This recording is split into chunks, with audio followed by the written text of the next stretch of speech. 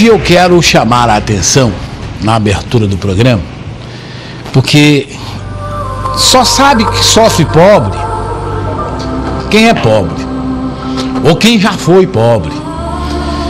Só sabe as privações, as perseguições que sofre a pessoa sem posse, sem sobrenome, sem pedigree, quem já sofreu ou sofre. Pode ter certeza. Aí eu queria aqui enaltecer duas instituições que sem elas, nós mais humildes, as pessoas mais humildes, as pessoas mais pobres, as pessoas que não têm pedigree, aqueles que nasceram com sobrenome fraco como eu, aqueles que não são bem nascidos, né? Não nasceram bem nascido, que não tiveram as chances. Se não fosse essas duas instituições, nós estávamos mortos. Eu gostaria de falar em primeiro lugar dessa instituição que hoje, aos olhos da sociedade, que em boa hora essa instituição foi criada para nos representar, porque parece que nós temos a chance de em 4 anos, ou em 2 anos, de eleger representantes nossos para o executivo e para o legislativo. Mas eles só querem os nossos votos, esquecem de nós. Mas os nossos verdadeiros representantes, quase na sua absoluta maioria, é o nosso querido Ministério Público. Olha, só sabe o que era um promotor de justiça, uma promotora de justiça, o cidadão pobre que vê a justiça ser feita por eles. Lá do interior, lá do morro do Cabeça do Tempo, que não tem um amparato judicial, que não tem ninguém para falar por ele, lá da cidade mais distante do país, que os vereadores não cobram dos seus prefeitos e o povo perde a voz, é o promotor, é a promotora que representa o povo. Eu vou te contar, que profissão digna, porque eles nos representam, eles vestem a camisa popular. É impressionante como o promotor de justiça, em todos os lugares, mas principalmente na cidade pequena, lá onde o filho do fulano é que manda. Não, fulano é filho do fulano, rapaz. Fulano é o filho do fulano, lá ninguém mexe não. Ei, lá o filho do ciclano, agora o filho do João, o filho do Francisco, da Francisquinha, da Mariazinha, da lavadeira, da copeira.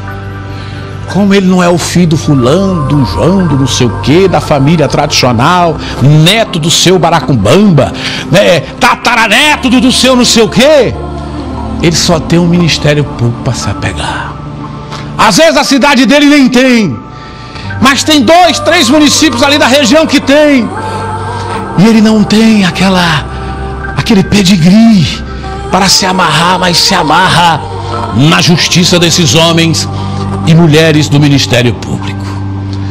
O que era da população pobre deste país, e especialmente de um estado humilde como o nosso, se não fosse uma instituição tão forte, homens e mulheres lá também representados por procuradores e procuradoras?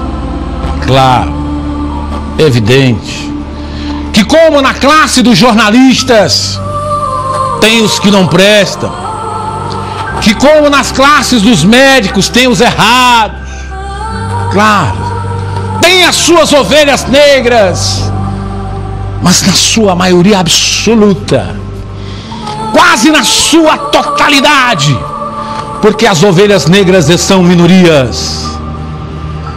A frase é esta: ah, de nós que não temos pedigree, que não somos bem nascidos, se não tivéssemos um Francisco de Jesus, aquele até estudou comigo, menino pobre, viu? e camelou. Por isso que ele sabe e defende as mulheres lá no Centro de Defesa contra a Violência da Mulher. O que seria de nós sem a doutora Cláudia Seabra, que está lá brigando na saúde, que está lá todo dia atrás da maternidade que atende mal, é o cidadão que é mal atendido. Ai de nós se não tivéssemos a Clotilde Carvalho atrás dos costas largas que atropelam e matam nesse estado e não tem nada. Ai de nós não temos palavras para expressar o tamanho da gratidão que a sociedade tem ao Ministério Público. De Parnaíba, se não tivesse o Edilvo Augusto, promotor daquela cidade, e tantos outros nomes que eu serei injusto, vai me dizendo alguns aí, Samanta, Maura, Áurea Emília, também promotora, tantos outros nomes que nós gostaríamos de dizer. Quem não tem pedigree, quem não é bem nascido neste país, graças a Deus que quem inventaram o Ministério Público com esses homens e estas mulheres.